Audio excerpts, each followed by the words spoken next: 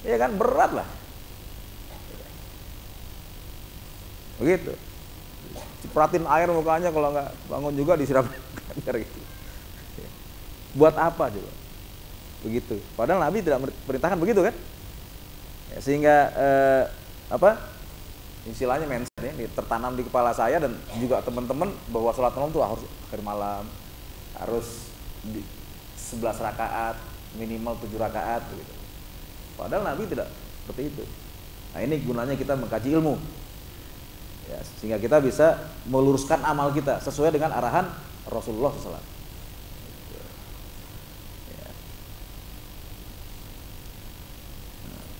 Dalam sebuah hadis dari Abu Qatadah, annan nabiyya sallallahu alaihi wasallam qala, berkata, li Abi Bakar, pada Abu Bakar, mata tutir, kapan engkau sholat witir?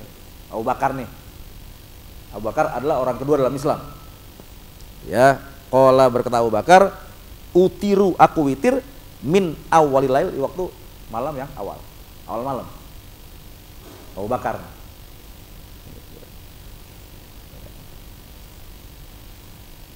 Nabi pernah mengatakan imannya Abu Bakar kalau ditimbang dengan imannya orang seluruh dunia, lebih berat imannya Abu Bakar. Gitu. Iya.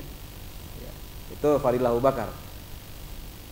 Lalu Nabi pernah menyampaikan bahwa nanti pada hari kiamat setiap orang dipanggil melalui pintu sorga, ya, orang mukmin masuk sorga akan dipanggil melalui pintu sorga, ya, di mana sesuai dengan amal dia di dunia. Artinya kalau amal dia banyak sholat, maka dia dipanggil dari pintu sholat.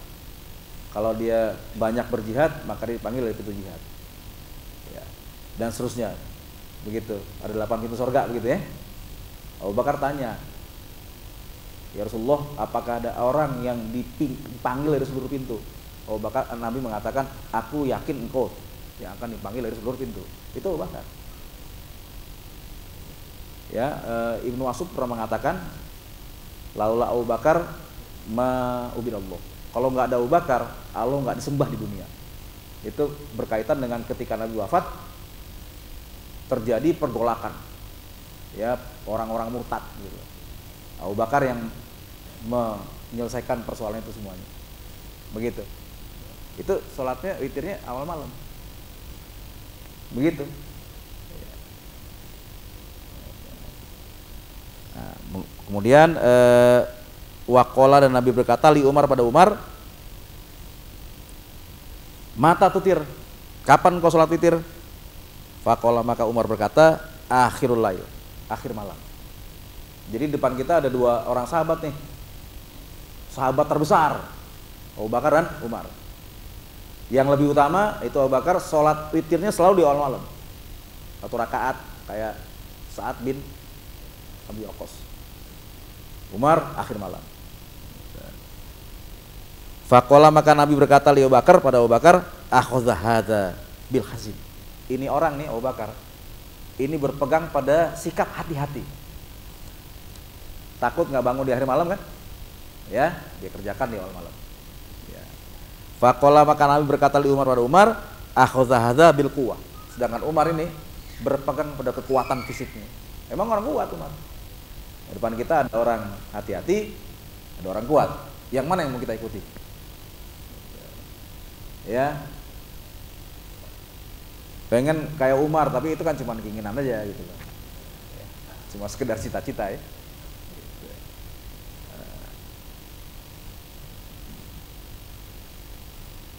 Jadi dari seluruh dalil yang kita kaji, ilmu yang kita kaji hari ini, bahwa satu, sholat malam esensinya adalah apa?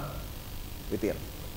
Yang kedua, witir boleh dilakukan di awal, boleh dilakukan di tengah, boleh dilakukan di akhir. Ya, orang-orang besar yang melakukan sholat witir di awal malam adalah Abu Bakar dan Sa'ad bin Abi Waqqas. Itu orang besar semua. Ya. Juga dalam satu riwayat yang saya tahu, Muawiyah juga sholat witirnya awal malam.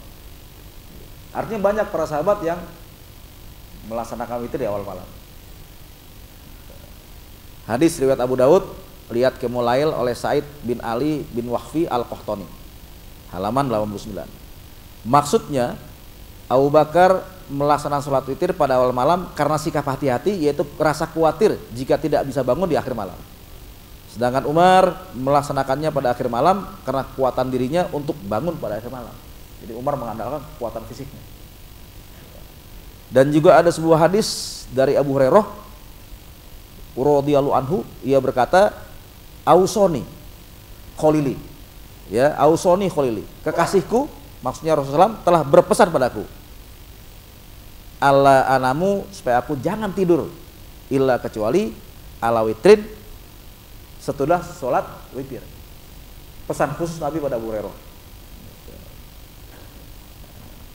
Jadi pesan itu khusus bagi Abu Hurairah yang Nabi tahu dia nggak bakal kuat untuk sholat malam di akhir malam witir. Jangan tinggalin sholat witir sebelum kau tidur. Hadis riwayat Muslim. Lihat Qiyamul oleh Said bin Ali bin Waqfi Al-Qahtani, halaman 90. Al-Ustadz Al-Qahtani berkata, dan hadis ini pun merupakan sebuah anjuran melakukan sholat witir sebelum tidur, yaitu pada awal malam, bagi siapa saja yang tidak kuat melaksanakannya pada akhir malam. Lihat Qiyamul oleh Said bin Ali bin Waqfi Al-Qahtani, halaman 91. Baik, sampai sini namanya. Saya kira ini informasi udah jelas banget, udah menghilangkan hal-hal yang tidak jelas atau syubhat ya tentang sholat malam. Sholat malam esensinya witir, witir bisa dilakukan di awal, bisa di tengah, bisa di akhir. Sahabat besar yang melakukan witir adalah Abu Bakar dan Sa'ad bin Abi Waqqas dan beberapa sahabat yang lain. Jadi dengan melihat tata cara ya dari Nabi tentang sholat witir, mestinya kita bisa menjadikan sholat malam sebagai pegangan kan. Kalau sholat nggak mau lain sholat, pasti bisa loh. Habis sholat isya langsung witir surah rakaat pasti bisa. Kalau nggak mau lain sholat. Ya, jadi kita bisa melaksanakan kata-kata Nabi, jadikanlah sholat malam pegangan kalian, dan juga kita bisa memperoleh semua apa yang Nabi janjikan ya, berupa karakter building ya, proses untuk menuju tingkatan orang soleh melalui sholat malam ya, bisa menjadi penghalang dosa, bisa menghapus kejelekan kita, dan juga bisa menghilangkan penyakit kronis dari badan kita. Itu kalau dikerjakan terus-terusan, dan kalau kita tahu ilmunya pasti kita bisa melaksanakan. Jadi apa yang dibilang Nabi bahwa ad-dinu yusrun, agama itu mudah, sampai 3 kali Nabi bilang ya dalam kitab Sahih Bukhari, agama mudah, agama mudah, agama mudah. Artinya mudah dipahami dan mudah dilaksanakan kalau tahu ilmunya. Kalau cuman kata sini kata sini itu bikin bingung. Ya. Baik, ada yang nanya ini? Kalau nggak ada kita lanjutkan lagi nih ya. Ini kita masuk ke soal fikih. Kalau tadi tata cara pelaksanaan, sekarang hukumnya sholat witir. Hukum yang berkaitan dengan sholat witir. Tidak boleh melakukan sholat witir 2 kali dalam satu malam. Nggak boleh 2 kali. Artinya kalau kita udah witir, malam bangun nih pengen sholat lagi, ya sholat aja.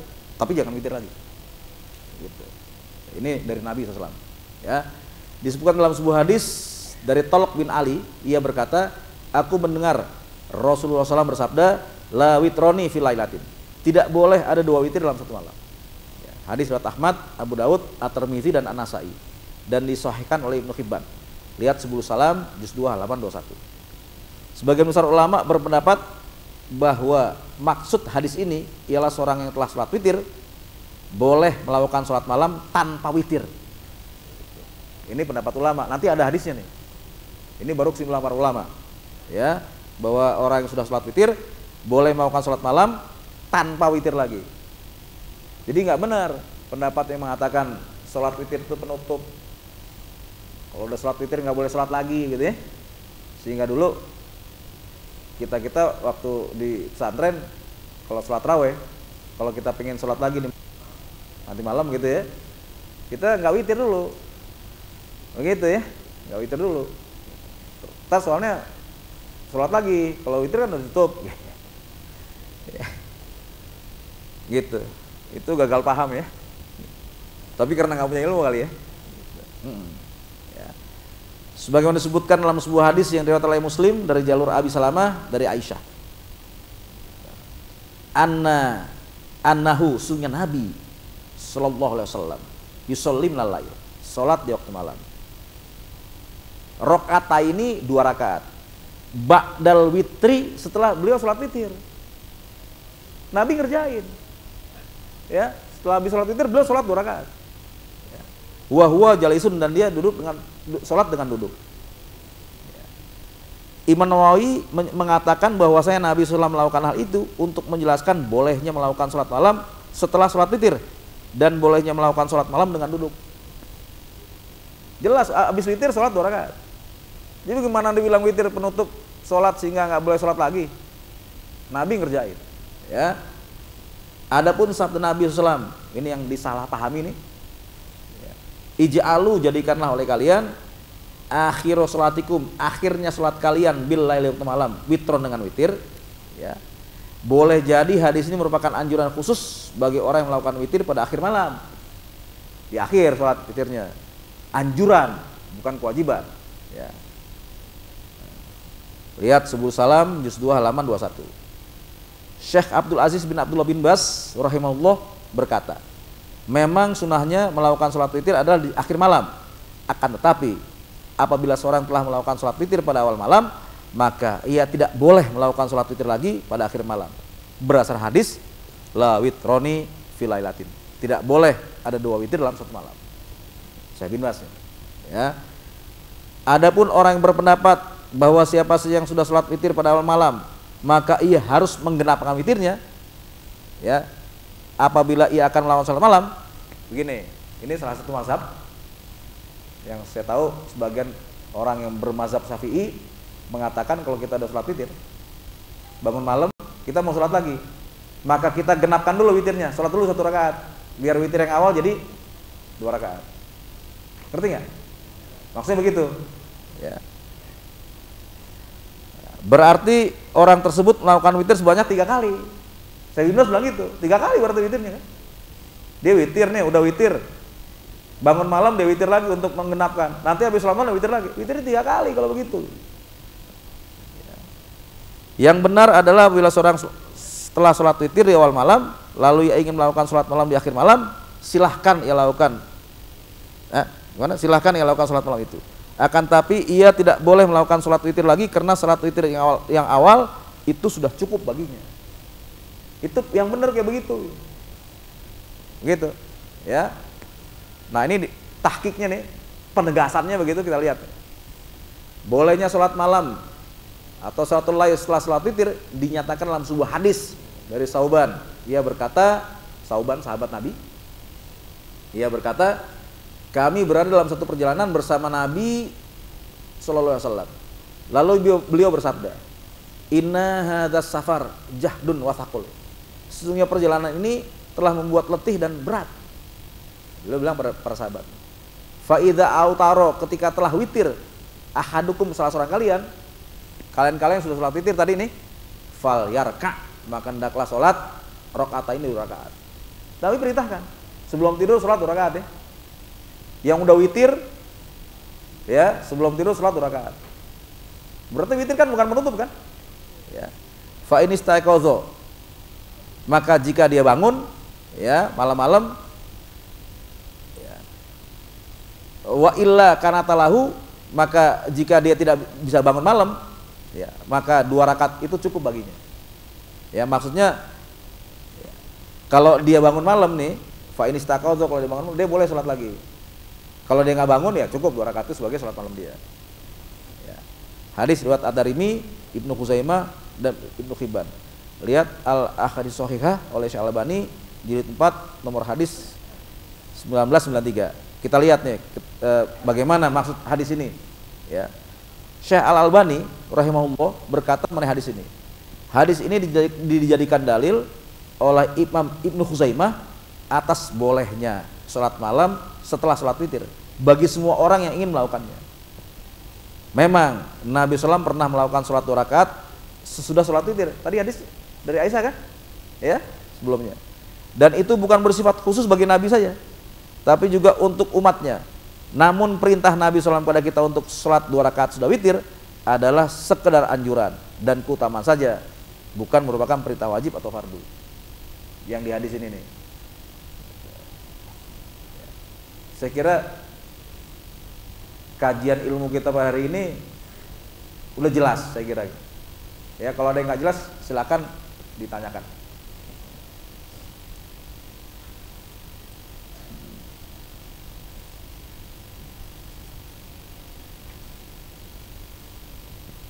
Ya, saya kira kita mestinya bisa merasakan betapa pentingnya kita mengkaji ilmu kan. Kalau kita nggak ada ilmu gimana mau ibadah kepada Allah? Sedangkan Umar bin Abdul Aziz mengatakan manta abada bi ghairi ilmin, siapa yang melakukan ibadah kepada Allah tanpa ilmu, karena mayufsid aktsaru mimma yuslih. Dampak kerusakannya jauh lebih besar daripada kebaikannya melakukan ibadah tanpa ilmu. Ya, gitu. Baik, ada yang nanya, ibu-ibu? Ya, gimana?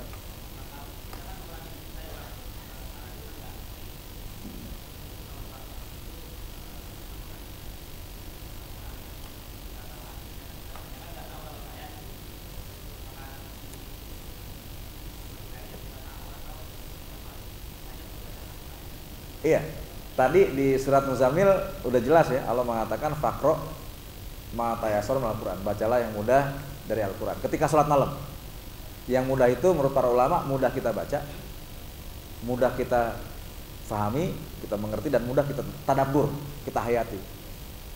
Ya, misalnya baca, kalau saya gitu ya, baca surat Kulhu itu yang paling berkesan ayat pertama atau ayat kedua, itu saya ulang-ulang. Qul huwallahu ahad, katakan Allah itu satu-satunya. Arti ahad itu menurut para ulama tidak ada yang sama dengan dia, udah cuma dia satu yang maha sempurna itu. Atau ayat kedua Allahus Samad, saya ulang-ulang karena saya tahu artinya. Allah huwaladzi yasmudu ilaihi al-khalaik fi hawaiji. As-Samad artinya adalah di mana semua makhluk menggantungkan harapannya kepada dia. Begitu. Atau baca inna a'tainakal kautsar. Sesungguhnya kami telah memberikan kepada Muhammad kebaikan yang amat banyak sekali. Kebetulan saya tahu artinya. Ya, kebaikan yang banyak, pertama nubuat, kenabian. Kedua Al-Qur'an. Nabi dikasih Al-Qur'an. Ketiga umat yang terbesar dari umat seluruh nabi-nabi. Ya, keempat beliaulah yang membuka pintu surga. Banyak lagi. Itu saya baca, sesungguhnya kami telah memberikan pada Muhammad kebaikan yang banyak. Saya ulang-ulang ya. Sesuai dengan tradisi para ulama salaf, diulang-ulang. Jadi buat tahu baca ayat yang panjang-panjang, nggak tahu artinya. Begitu. Ya, dan itu mudah. Kita nggak perlu jadi orang Arab atau nggak perlu tahu bahasa Arab banyak. Itu kan Qul huwallahu ahad bisa kita mengerti dengan singkat begitu ya artinya. Begitu. Atau ayat-ayat lain yang memang kita udah mengetahui artinya, itu kita ulang-ulang. Begitu cara sholat malam. Baik, ada yang lain lagi?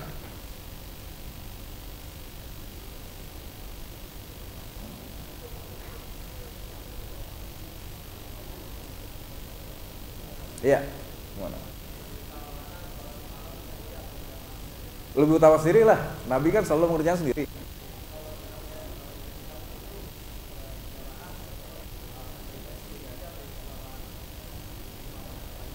Iya, sholat malam itu kan tadi kan tujuan utamanya adalah membaca Al-Quran yang mudah kita baca, mudah kita mengerti, dan mudah kita pahami. Kita sholat malam sama imam nih, baca Baqarah yang kita nggak ngerti gitu loh, ya nggak ada gunanya. Mendingan sholat sendiri gitu.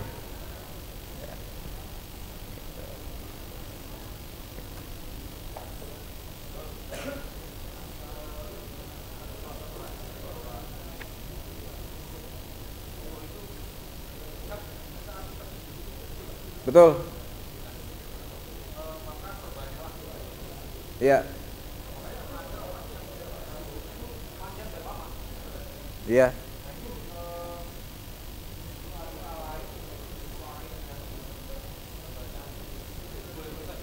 Yang saya tahu gini ya, bacaan sujud itu harus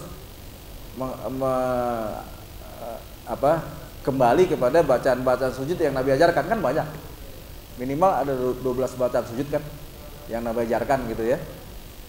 Jadi pendapat, kalau saya nggak salah pendapat Ahmad bin Hambal, ya meskipun ada anjuran untuk berdoa, tapi juga kita menggunakan doa-doa yang dari Nabi Muhammad SAW. Karena ada kaidah umum, shollu kama ra'aitumuni usolli. Salatlah kalian seperti melihat aku salat kan. Meskipun Nabi memberikan kebebasan kita untuk berdoa situ, tapi doa-doa yang kita gunakan juga doa-doa yang dari Rasulullah SAW. Begitu. Ya, itu emang ulama beda pendapat tuh. Kalau doa dalam Al-Quran dibaca dalam sujud, karena emang ada hadis yang melarang kita baca Al-Quran ketika kita sujud. Itu ada perbedaan pendapat di situ. Gitu. Jadi untuk lebih amannya barangkali ya kita baca hadis, doa-doa yang dari hadis Nabi aja. Begitu.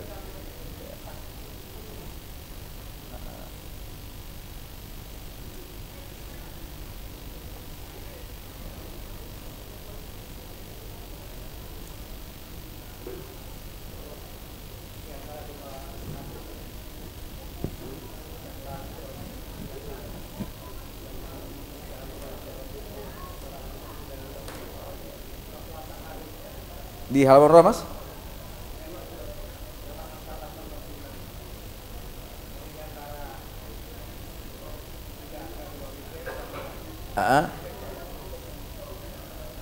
Iya. Dua-duanya kuat, Mas. Dua-duanya kuat. Makanya para ulama mentafsirkan hadis yang pertama, ya, jadikanlah akhir salat kalian dengan salat witir. Itu maksudnya di sini jelas ya. Ya. Itu anjuran khusus bagi orang yang melakukan sholat witir pada akhir malam. Jadi orang yang melakukan witir pada akhir malam kan diluah dengan dua begitu ya. Nah, dikatakan anjuran bukan wajib karena Nabi sendiri pernah mengerjakan sholat 2 rakaat setelah sholat witir. Jadi itu cuma anjuran saja, bukan bermakna mutlak harus ditutup dengan witir, tidak. Pertama, Nabi di hadis yang halaman 48, Mas, ya, sungguh Nabi SAW melakukan sholat malam 2 rakaat setelah beliau sholat witir. Ya, habis sholat witir masih sholat malam juga kan. Kemudian di hadis yang ini nih di halaman 50, Nabi mengatakan sungguhnya perjalanan ini membuat letih dan berat. Maka apabila seorang kalian telah sholat witir, hendaklah ia sholat 2 rakaat. Lalu jika ia bangun malam, ia boleh sholat malam lagi. Dan jika ia tidak bangun, 2 rakaat itu cukup baginya. Kan udah witir, disuruh sholat oleh Nabi.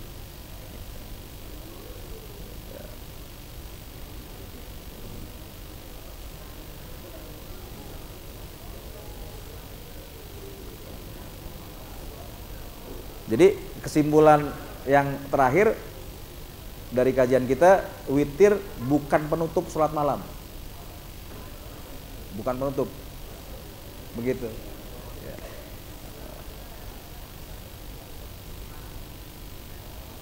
Baik, ada yang menanya lagi nih? Masih ada waktu ya?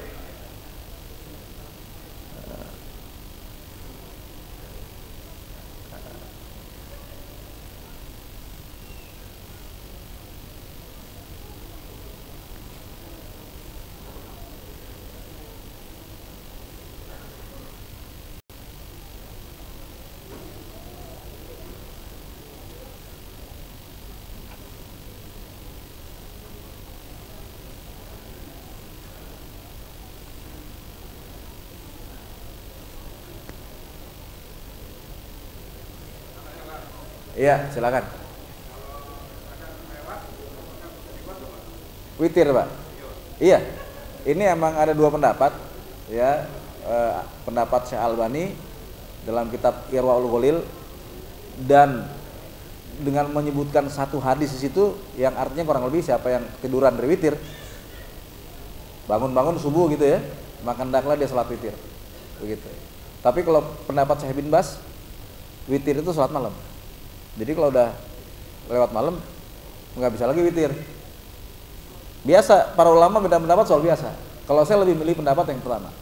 Itu pendapat Syekh Albani yang mengatakan kalau kita bablas, ya bangun-bangun subuh gitu ya, masih ada waktu emang, ya saya witir aja, begitu.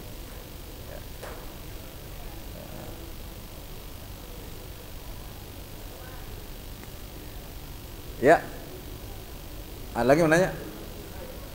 Ya, langsung. Yang pakai tahiyat awal tuh kalau sholat witir ente 11 rakaat. Yang saya tahu 11 rakaat, itu rakaat ke-10-nya tahiyat awal. Begitu. Ya, kalau 1 sampai 9 nggak pakai tahiyat awal. Saya nggak tahu apa mungkin ada hadis lain. Ini yang saya tahu. Ya, yang saya tahu bahwa kalau sholat witir 11 rakaat, Nabi pakai tahiyat awal di rakaat 10. Gitu. Ya, bukan 21, langsung 3 langsung. Enggak pakai tahiyat awal. 3 langsung 3. Itu yang melakukan witir 3 rakaat dengan 2 salam terus 1 itu Ibnu Umar, bukan Nabi. Begitu. Ya, Nabi 3 rakaat langsung. Enggak pakai tahiyat awal.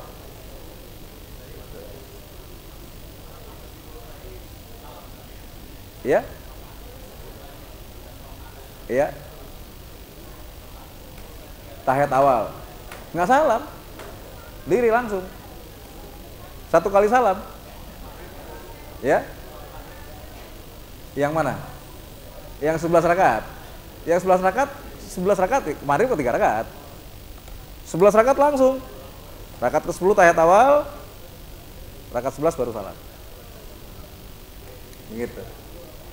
Caranya kayak gitu. Ya kalau buat saya berat lah, 11 rakaat langsung ya. 1 rakaat aja kadang-kadang terpaksa ya. Ya kan?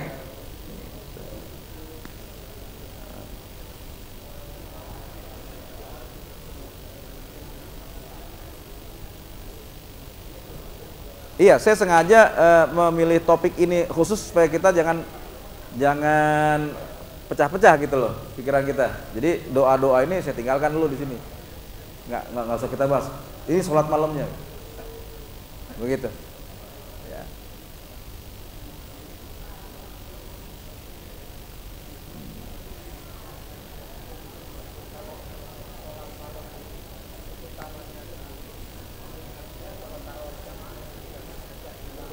Enggak. Siapa bilang sholat tarawih diutamakan? Nabi nggak pernah ngerjain tarawih. Nabi sholat malam selalu sendiri. Itu kan tarawih kan zaman Umar baru.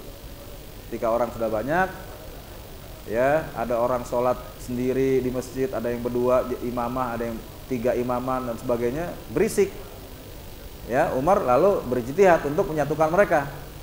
Jangan sendiri. Ya, sholat dengan seorang imam.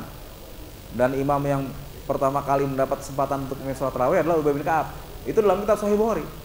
Dan Umar mengatakan apa yang dilakukan Nabi dan Abu Bakar jauh lebih aku sukai daripada ini. Begitu. Dan kalau saya membayangkan, ya para sahabat zaman dulu kan mengerti Al-Quran. Mereka baca panjang-panjang nggak masalah, ngerti kok. Kalau kita, saya pernah dulu tahun 2004, ya saya diajak oleh Arifin Ilham untuk bawa jamaah ke umroh ke Mekah. Itu prime time memang istilahnya, 10 malam terakhir di bulan Ramadan. Gitu. Saya lihat di Masjidil Haram ada 2 rombongan sholat tarawih dan sholat malam. Saya juga nggak ngerti kenapa ada istilah sholat tarawih kan sholat malam. Sholat tarawih itu 23 rakaat, 23 rakaat dikerjakan di awal malam. Sholat malam dikerjakan di akhir malam 11 rakaat. Saya tentu milih yang enteng 11 rakaat. Ngapain 23 rakaat? Ya, enggak taunya 11 rakaat bacanya panjang-panjang. Gitu. Saya sama teman saya nih, seorang dokter, ya ahli penyakit dalam. Sebenarnya dia yang ngajak saya, bang kita sholatnya di akhir malam aja, enakan 11 rakaat gitu kan. Ya oke. Akhir malam pertama udah sepi ya kan relatif gampang masuk masjid. Kalau yang 23 rakaat susah banget masuk masjid. Udah sholat, bacanya panjang-panjang. Saya lirik teman saya udah gini-gini, ngantuk gitu. Saya aja yang sedikit banyaknya mengerti apa yang dibaca oleh imam, nggak tahan juga. Saya batalin, saya tidur aja. Apa gunanya? Ya, batalin tidur. Saya sholat sendiri aja. Teman saya maksain banget itu. Begitu. Ya. Saya bisa membayangkan betapa menderitanya nih orang yang nggak ngerti apa yang dibaca sama imam. Yang ngerti aja menderita gitu. Walau nggak ngerti. Begitu.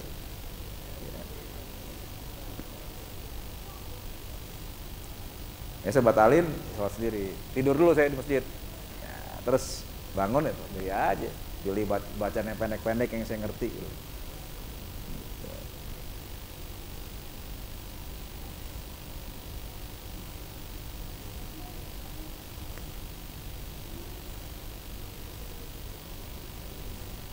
Baik, masih ada yang nanya nih? Ya.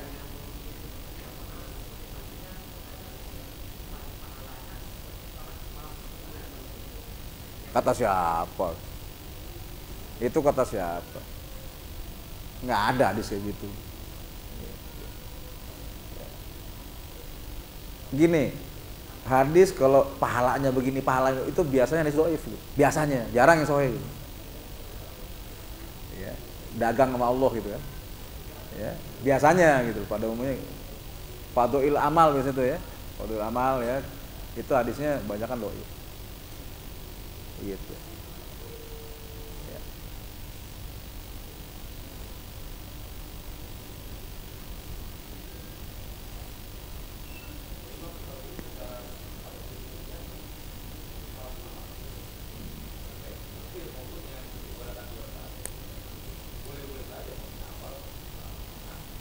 Boleh, kan udah kita kaji bahwa esensi sholat malam witirnya.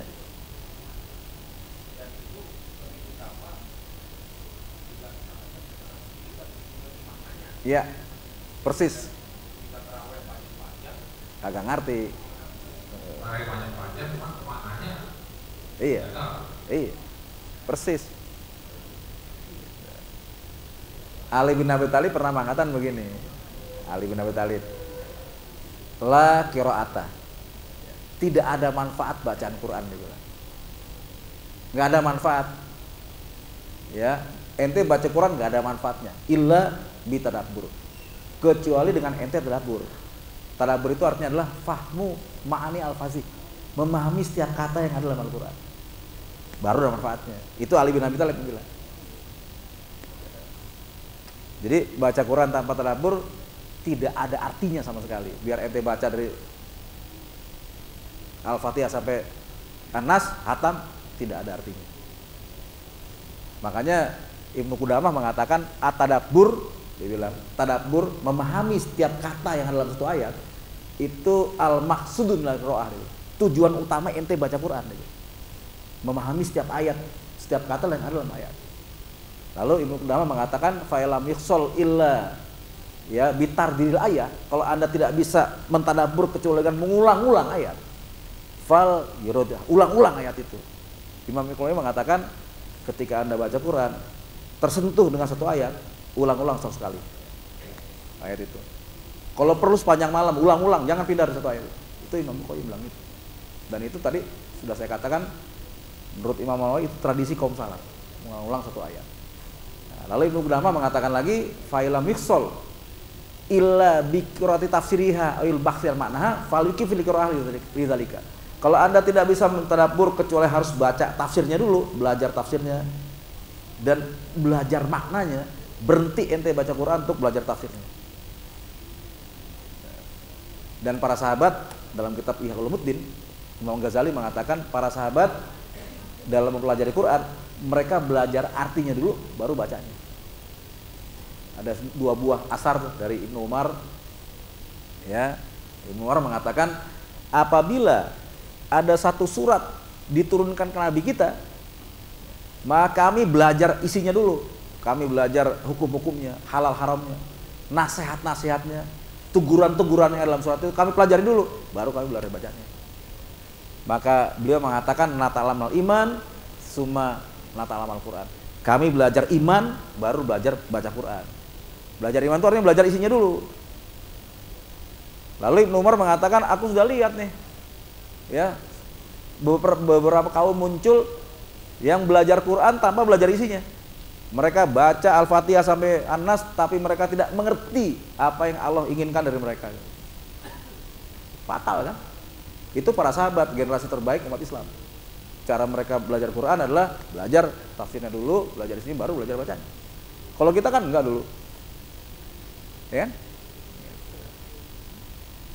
Emang kalau anak kecil sih belajar baca dulu ya, tapi sampai dewasa juga baca mulu ya kan, nggak pernah belajar artinya kan nggak ada gunanya. Itu tadi Ali bin Abi Thalib mengatakan begitu. Nah, Ibnu Qayyim ketika menafsirkan surat Jumu'ah ayat 5, ya bunyinya masalul qaumil ladzina masalul ladzina humilut Taurat, masalul ladzina humilut Taurat, perumpamaan orang-orang yang diberi kitab Taurat. Siapa? Yahudi, ya. Summa lam yahmiluha, kemudian mereka tidak mau memikulnya. Ibnu Qayyim mengatakan maksudnya tidak mau mengamalkan. Orang-orang Yahudi yang diberi kitab Taurat kemudian tidak mau memikulnya. Ibnu Qayyim mengatakan, coba Anda lihat redaksi ayat ini. Mereka tidak mau memikulnya, bukan mereka tidak mau membacanya. Mereka membacanya, tapi tidak mau mengamal isinya. Kama fil khimari, seperti khimar yahmilu asfaro, yang membawa buku. Ibnu Qayyim mengatakan persis seperti umat Islam sekarang itu. Quran dibaca tapi tidak difahami isinya. Akhirnya tidak mengamalkan, seperti kuliah bawa buku. Itu kata-kata Ibnu Qayyim dalam kitab Min Ajli Tadabburi Quran. Disia-siakan Quran. Begitu. Ya. Dan waktu saya tahun 2012 Allah mengizinkan saya untuk melihat Palestina, ya. Saya melihat tembok ratapan tuh di bawah Masjidil Aqsa. Tembok ratapan tuh lokasi paling suci bagi orang Yahudi. Saya lihat orang Yahudi mau pendetanya baca kitab suci sambil goyang-goyangin, mereka baca, tapi mereka tidak mau mengamalkan. Jadi apa yang bilang Ibnu Qayyim saya lihat. Begitu juga waktu kita ziarah ke tomnya Nabi Daud alaihissalam, ya, kita ziarah ke makam Nabi Daud alaihissalam. Di situ juga ada pendeta, anak muda pakai jeans, pakai t-shirt lagi baca, ya, kitab sucinya, ya kan, dengan goyang-goyang, ya kan. Begitu. Ya. Jadi betapa pentingnya kita mengkaji kandungan Al-Quran. Alhamdulillah ya, sampai saat ini hasil ya pagi kan masih kajian tafsir antara lain oleh Ustadz Husain Alatas, ya, yang secara pelan-pelan membimbing para pendengar untuk memahami Al-Quran. Itu penting sekali. Ya. Seharusnya langkah itu, ya, diikuti oleh orang-orang yang punya semangat persatuan Islam. Karena tanpa Al-Quran nggak bisa bersatu. Dengan hadis berantem dulu, ya kan? Orang yang hobinya ngaji hadis berantem dulu, ya kan? Begitu. Kembali pada Al-Quran, umat ini akan bersatu. Begitu. Ya, dan sampai saat ini nggak tahu, mudah-mudahan sih radio-radio lain juga yang punya komitmen mensiarkan Islam, ya, mulai melakukan kajian Al-Quran, karena itu sumber iman. Ente ngaji hadis nggak pernah ngaji Quran, sesat juga ente. Nabi kan mengatakan absyiru fa inna hadzal Quran tarfu biyadillah wa tarfu biyadikum. Bergembiralah kalian, karena Al-Quran ini ujungnya di tangan Allah dan ujung yang satu tangan kalian. Tali penghubung kita dengan Allah cuma Al-Quran, nggak ada yang lain, begitu. Lalu Nabi kita mengatakan tamasakubi, berpegang teguhlah kalian dengannya, ya. Fa innakum lan tadilu wal tahliku abadan ba'dahu abadan. Kalian tidak akan sesat dan tidak akan rusak oleh putaran zaman, ya, oleh pengaruh zaman yang rusak selama kalian berpegang pada Al-Quran. Hadis berikutnya, gitu caranya. Ya.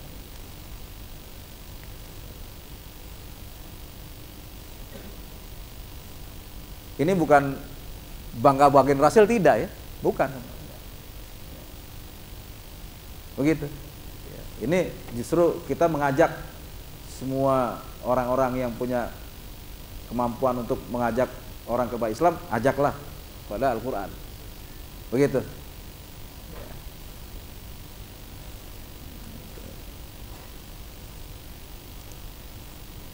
Baik, ada yang tanya lagi nih? Ini waktunya udah dikit nih. Buka jam berapa ya?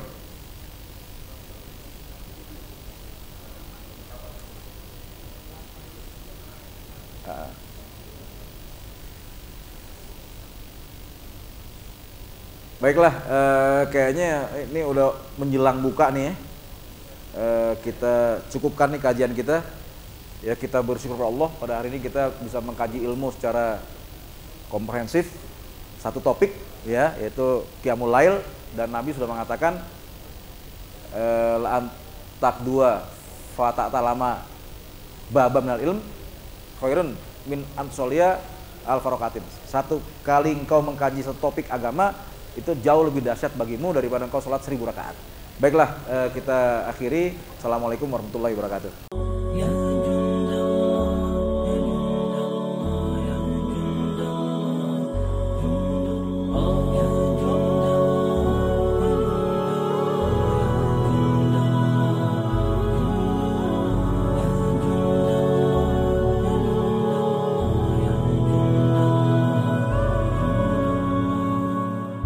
أبدا لن نحيد أبدا لن نحيد أبدا لن نحيد عن خطى الإيمان. دربنا درب قويم دربنا درب قويم بالهدى القرآني. أبدا لن نحيد أبدا لن نحيد أبدا لن نحيد عن خطى الإيمان.